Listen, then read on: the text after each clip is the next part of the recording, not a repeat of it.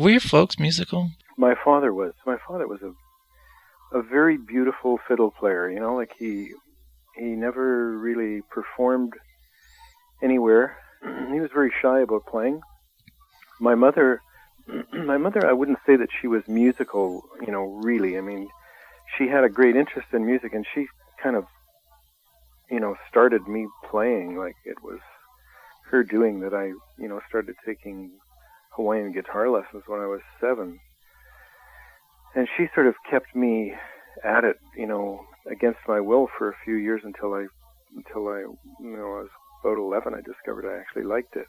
I didn't really get really into it until I was about 11, and by then I was already playing, you know, playing for money. But I didn't really fall in love with it until then. And it was really like pedal steel that kind of, you know, really got me seriously drawn into music. You were already playing professionally by the time you were 10.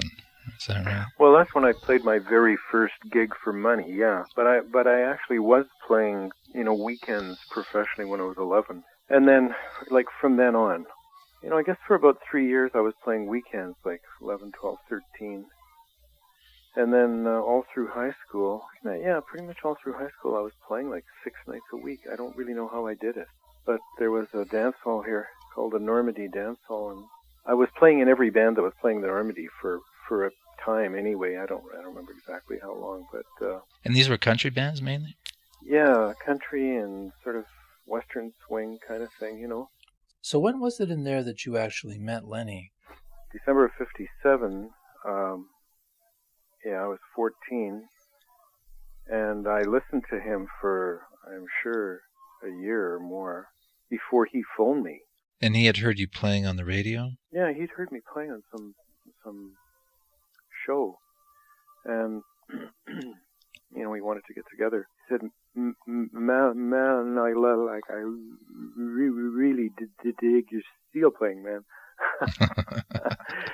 So, and I was totally, I was totally in awe because I'd been, admiring this guy from afar, for, I don't know, a year and a half or something.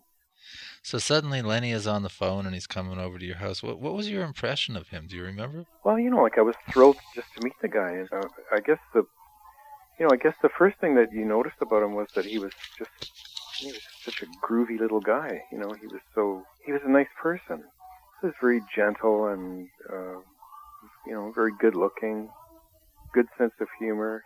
I think probably the first time that I met him, I was kind of quite nervous because I already really rather idolized him, and I knew that he was. I really knew always that Lenny was way ahead. Even before I met him, I knew that he was extraordinary, and that of course proved to be true. So you guys would get together when he was in town, you said, and he would come by with his guitar. And were you jamming mainly on jazz things at that time? Yeah, sometimes, yeah, jazz or western swing. We'd play jazz tunes or we'd play on swing tunes like Sweet Georgia Brown, or sometimes we just play country because he loved country, and we'd play Maiden's Prayer or something, if we felt like it. But more so jazz than anything else, because that was what it was harder for both of us to find people to play with that could play that kind of music at that point. We were both still pretty young, and Lenny asked me to come down to the stage door because he wanted Bob Erlinson to hear me play jazz on the steel. That was my first kind of introduction to Bob, and my first introduction to that club, where I subsequently wound up doing a lot of work, and being kind of the house bass player for Lenny and Bob for quite a while, because they started out as a duo, working earlier in the evening when all the bass players had gigs. So they would, Lenny would play bass for Bob and vice versa. And they wanted to play guitar piano, and they needed a bass player, and that's when Lenny sort of roped me into being the bass player. Uh-huh. And he showed you stuff on bass, or you were already playing bass by then? I think I'd picked up a bass, and I sort of, I might have played it some in country bands a little bit, but I didn't own one. I had no interest in being a bass player. It was like, the only reason I did it was because to spend more time playing with Lenny. Right. And then, of course, after I met Bob, and I realized how much I could learn from Bob, just playing with those guys. Like I decided that was worth doing. Is that where you met Reg too? Yeah, through Lenny, because Reg was on the scene. Like he was on the jazz scene already. He was a little bit older than Lenny or I. I think Reg is 5 years older than I am, so he'd be like 3 years older than Lenny. And he was on the scene when I came onto the jazz scene. I think I probably met Reg for the first time at the stage door, and the rest is history. And that club was, that was a wonderful place. I guess and a lot of what made it wonderful was Bob Erlandson and Lenny Breau, and to a lesser extent all the other guys that played there. But it was open, several nights a week, and people were always coming in to sit in, coming in after their gigs at 1 o'clock in the morning, and the place would be open till all hours, and there was so much music happening in that one club. At one point, I think some of the younger guys would come in, and I would get into that band, and then Lenny and Bob would come on after that, and then there would be sitting in after, guys coming in at 1 or 1:30 in the morning. So, you know what I'm saying? It was just a great place. The activity in that place was fabulous, and everybody was going there. The closest thing to Birdland that Winnipeg has ever had. Yeah, it was fabulous. It was terrific. When did you guys start playing together as a unit outside of the stage door, and how did that come about? If Bob, for instance, was going to put together a new band, and Lenny and Bob, then he might look to guys that doing the jazz thing, and that's probably why Reg and I got into it. We came to be, certainly Reg and Lenny and I came to be known as a unit, definitely, way back. It was just a gradual progression. The longer we played together, the tighter we got, And and as time went by, Lenny would get more and more gigs for that group because he was getting better known, Mm-hmm. So, for instance, in 1960, when I'd be 17 only, we would have be doing some playing then. It started back then, right. And it was just in the daytime we were doing sessions. We were doing CBC work. The first thing that the three of us did together was Red River Jamboree, but I wasn't playing bass on that. I was playing steel. So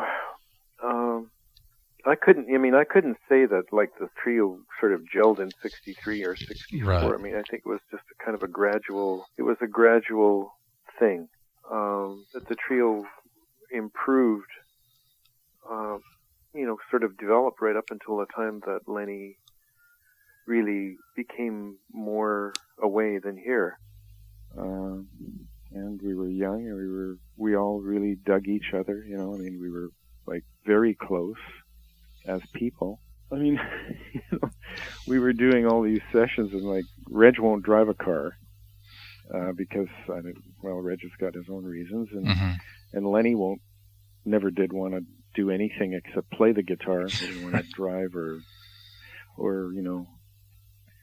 even leaf through a phone book for lest he should like break a fingernail. But so I used to pick both those guys up, and I mean that's how tight we were. Like I picked them up.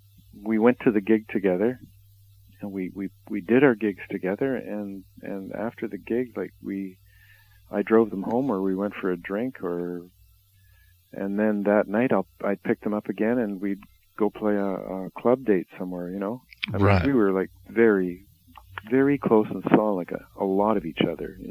We'd spend all day together in the studio, like on the gig.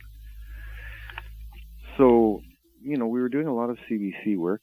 So that would be our day work, because most session work was done at the CBC back then, and there wasn't that much private session playing. And then we'd go do something at night, Through what we were doing in the jazz clubs, like so we're talking like early '60s, like it was a wonderful era for music. People loved to, people came out to the coffee houses. They were really into music, the hippie generation. And, like these things, like working together at the stage door for like quite a long time. I mean, that was a fairly long-running gig or establishment. But the coffee house by those your were music. places for the trio to play. Yeah. Like the trio, there were only certain things that we could do. I mean, those kind of gigs and like house parties and university concerts and then whatever came up at the CBC that that would say involve having just the trio play as a a backup group for something. But then that wasn't really us. That was I mean, that was a gig. But it all contributed, I mean, it's like it all contributed to our empathy. You can say, yeah, well, those country jobs you did, those were just gigs. But, I mean, we were still playing together. And even though it wasn't the Lenny Breau Trio, it was music, and we were doing it, like, all day long. So it was all part of our bonding,